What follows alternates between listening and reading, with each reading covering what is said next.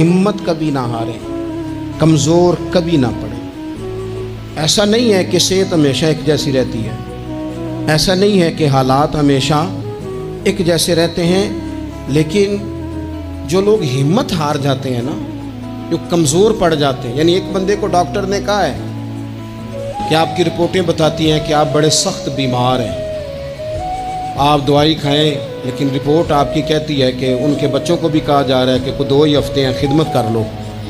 तो जिसके 2 हफ्ते डॉक्टर ने बताए थे, उसने टेंशन ऐसी ले ली कि वो ना 5 दिन भी नहीं निकाले उसने। और एक बंदा ऐसा तरोताज़ा है कि डॉक्टर ने कहा जी आपकी रिपोर्टें बड़ी गड़बड़ हैं, अल्लाह जाने क्या बनेगा। तो कहने लगा कि तू अपने इल्म के मुताबिक बात कर रहा है ना, तू रिपोर्टें देख के बात कर रहा है, होना तो वो है जो मेरा रब चाहेगा।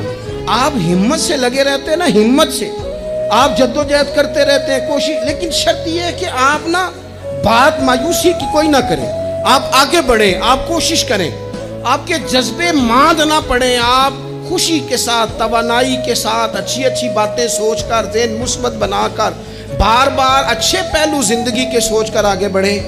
हज़रत सैयदना उमर फ़ारूक रज़ी अल्लाह तआला अन्हु का एक कौल याद रखें।